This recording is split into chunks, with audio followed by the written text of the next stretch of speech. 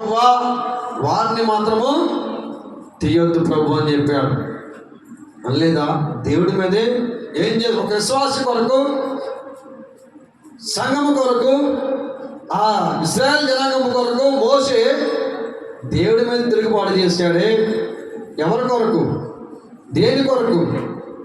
ఈరోజు దేవునికి బిడ్డలు జాగ్రత్తగా ఆలోచించాలి. దేవుని చేత మేలు పొందుకొని దేవుని విస్మరించే వారిలో నువ్వు లేకుండా పోతున్నావా?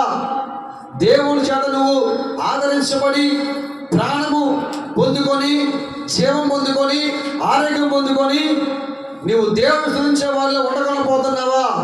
జాగ్రత్త, జాగ్రత్త. ఆయన మీ కొరకు ఎన్ని గొప్ప కార్యములు చేశాను తలంచుకొని యెహోవా యందు భయభక్తులు కలిగి పూర్ణ హృదయముతో పూర్ణ ఆత్మతో ఆయన సేవించుట అవసరము కదా. నిత్య అవసరం ఏమిటి? నిత్యమైన అవసరం ఏమిటి? దేవుణ్ణి స్తుతించడమే కదా. అంతకంటే నిత్యమైన అవసరం ఉందా? ఉందా అమ్మ చెప్పండి, ఉందా?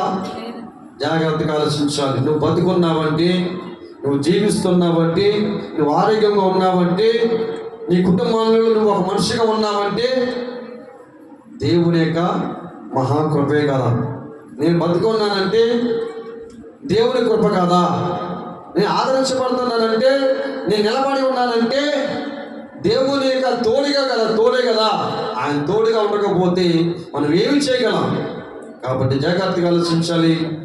ఆనాడు ఐగుప్తు దేశంలోకి పంపబడిన మోషేకి దేవుడు ఏ రీతిగా తోడుగా ఉన్నాడు, ఈ రోజున పంపబడిన నాకు కూడా దేవుడు మోషేకి ఏ రీతిగా తోడుగా ఉన్నాడు, అదే రీతిగా దేవుడు కూడా నాకు తోడుగా ఉన్నాడు. దేవుని స్తోత్రములు.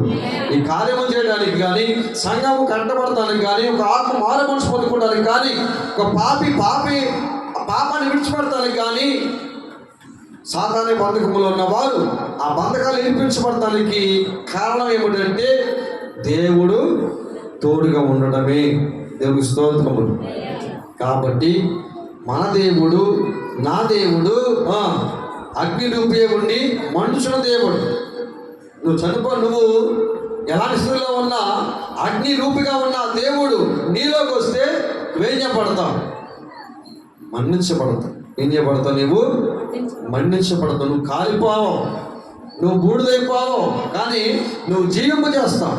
నువ్వు జీవంలోకి నడిపించబడతావు. కాబట్టి జాగ్రత్తగా ఆలోచించాలి. ప్రియ దేవునికి బిడ్డలారా, మోషే అంటున్న మాట ఏమంటే, నేను దేనికి పనికిరానయ్యా అంటుంటే దేవుడు అంటున్న మాట, నువ్వు పనికొచ్చేవాడు, నువ్వు పనికొచ్చేవాడు, నువ్వు వెళ్ళు, నీతో పాటు నేను వస్తానని చెప్పాడు. అరణ్యంలో మోషే, ఇశ్రాయేలు జనాంగము మోషే నడుస్తూ ఉండగా వారికంటే ముందుగా దేవుని దూత నడవలేదా?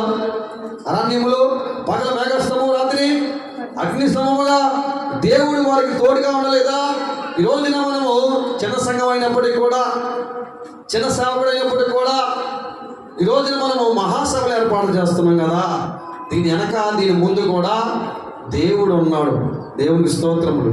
దీని వెనకాల దేవుడే ఉన్నాడు, దీని ముందు కూడా దేవుడే ఉన్నాడు, దీని మధ్యలో కూడా దేవుడే ఉన్నాడు కదా. ఏ పార్టీ పోరాం మనం? ఎలాంటి పోరాము? ఏమండి, కూలి పని చేసుకుంటే కానీ రూపాయలు రాదు మనకి, పనికి వెళ్తే కానీ పూట గడవదు మనకి.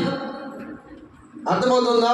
పనికి వెళ్తే కానీ పూట గడవని స్థితిలో ఉన్న సంఘము, ఇలాంటి సంఘాన్ని దేవుడు ఏర్పాటు చేసుకొని సంఘానికి ముందుండి వెనకుండి దేవుని యొక్క మహాసభలు ఏర్పాటు చేస్తున్నాడంటే, లక్షల రూపాయలు ఖర్చు పెట్టిస్తున్నాడంటే దీని వెనక ముందు కూడా ఎవరున్నారు? దేవుడు ఉన్నాడు. మర్చిపోవద్దు. ఇది దేవుడు చేస్తున్న కార్యమే తప్ప నేను చేస్తున్నది కాదు, మీరు చేస్తున్నది కాదు. ఇస్తే మనం 10,000 ఇస్తాం, 20,000 ఇస్తాం. అర్థమవుతుందా? కానీ దేవునికి సంగమా, నేను చెప్పే మాట ఏంటంటే, దేవుడు మనకు తోడే ఉంటేనే తప్ప ఈ కార్యము చేయడానికి, జరిగించడానికి మనం ఏ పార్టీ వారం? దేవుడు తోడుగా ఉండకపోతే మనం ఏ పార్టీ వారం? మనం ఏ పార్టీ వారం? మన జీవం ఏ పాటిది? మన బతుకు ఏ పాటిది? కాబట్టి దేవుడు ఈ ప్రాంతానికి, ఈ గ్రామానికి దేవుడు సేవకుడిని పంపించాడు. కాబట్టి ఈ సేవకుడికి దేవుడు తోడే ఉన్నాడు. దేవుని స్తోత్రం. దేవుడు తోడుగా ఉంటేనే తప్ప ఏది కూడా జరగదు. మీరు నా మాట వింటున్నారంటే దేవుడు నాకు తోడుగా ఉన్నాడు కాబట్టి మీరు నా మాట వింటున్నారు. లేకపోతే మన ఏ పాటి వారు? మీకు అర్థమైందా? మన ఏ పాటి వారు? మన అలాంటి వారు? నువ్వెవడయ్యా? నీకెవడవో నా మీ మాట వింటాకి ఇటు పిలిస్తే వెళ్ళిపోతారు. అవునే కదా? దేవుడు కనుక తోడుగా ఉండకపోతే మనం ఎలాంటి వారు అంటే ఒకసారి మన జీవితం ఎలాంటిదని చూసుకోండి. మన మాట వింటామా? దేవుడి మాట వింటామా? సేవకుడి మాట వింటామా? మీరు నా మాట కాదు వినేది. మీరు ఎవరి మాట వింటున్నారు? ఎవరికి భయపడుతున్నారు? ఎవరికి భయపడేది? అయ్యగారికి భయపడేది? అయ్యగారి మీద ఉన్నవాడికా? గాడిద మీద ఉన్నవాడికా? చెప్పాలి ఎవరికి? ఇప్పుడు గాడిదకేసారా పూలు? ఓసన ఏమని చెప్పింది? గాడిద మీద ఉన్నవాడికా?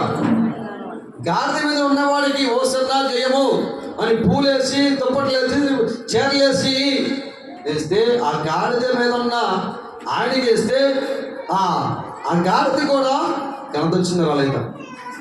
వచ్చిందా లేదా? వచ్చినట్లాగే